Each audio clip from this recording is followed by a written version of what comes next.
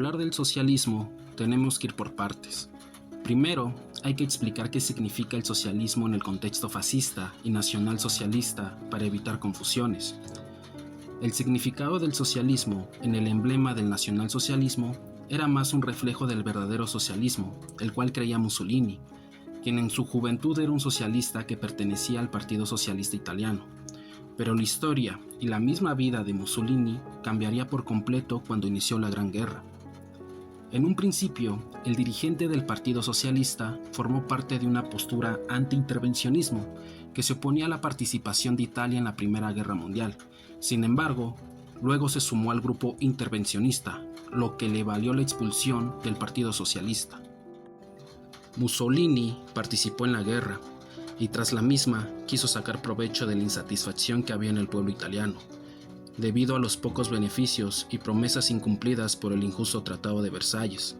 Entonces, culpa a sus antiguos compañeros del Partido Socialista por ello, y es cuando da inicio a la formación de la Fasci Italiani di Combattimento, la cual posteriormente se convertiría en el Partido Fascista Italiano.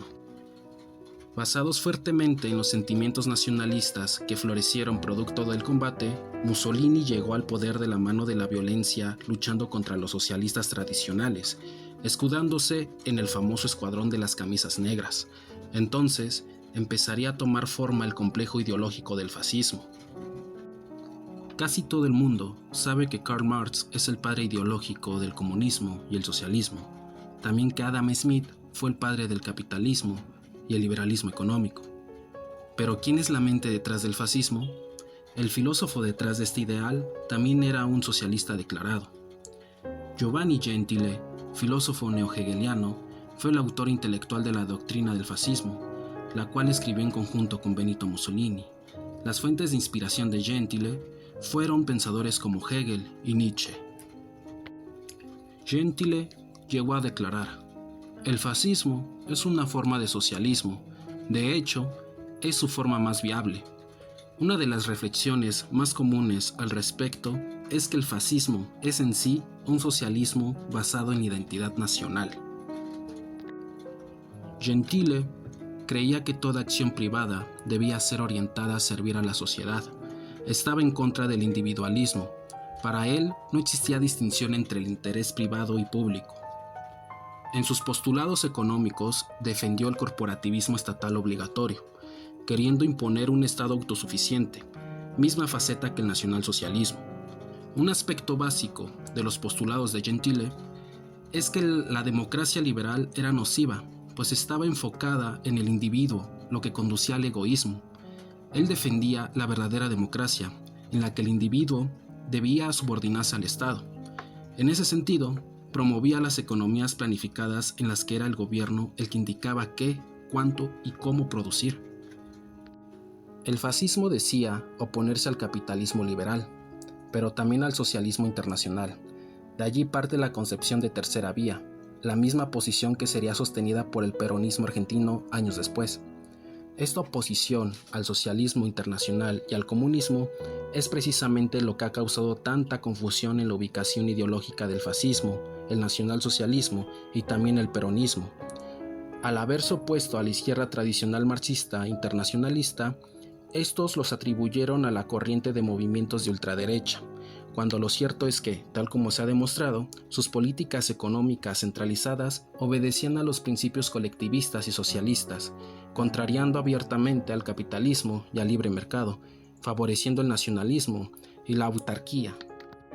En ese sentido, tal como estableció el filósofo creador de la ideología fascista, Giovanni Gentile, el fascismo es otra forma de socialismo, pero no era una batalla de izquierda contra derecha, sino una lucha entre diversas izquierdas, una internacionalista y una nacionalista. En el año de 1943, Benito Mussolini promueve la socialización de la economía, también conocida como la socialización fascista. Para este proceso, Mussolini busca el asesoramiento del fundador del Partido Comunista Italiano, Nicola Bombaci.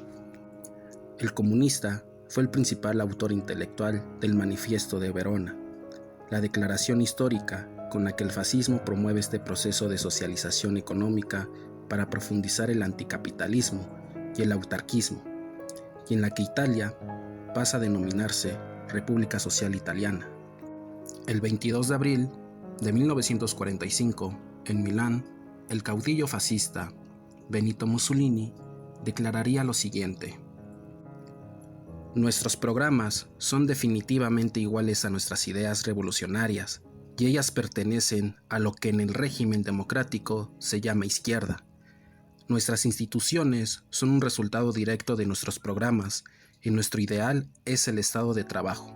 En este caso, no puede haber duda, nosotros somos la clase trabajadora en lucha por la vida y la muerte, contra el capitalismo.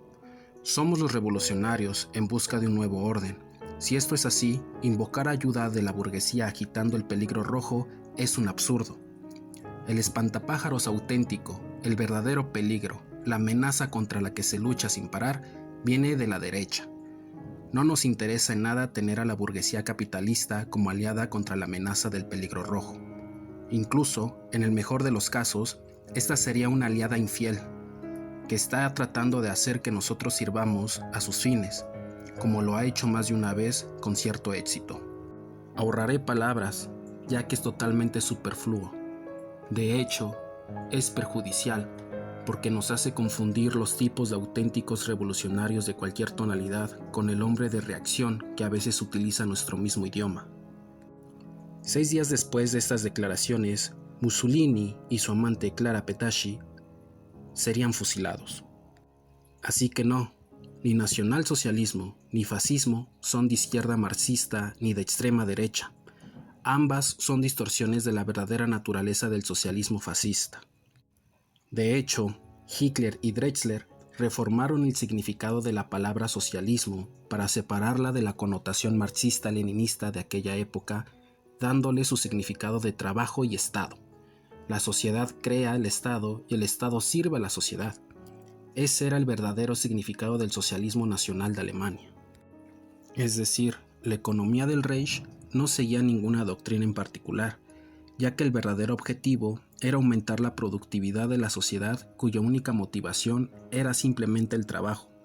Aunque ciertos grupos liberales digan que eran socialistas, la economía nacional socialista era más bien una economía ecléctica que tomaba de cada idea lo más provechoso para la sociedad.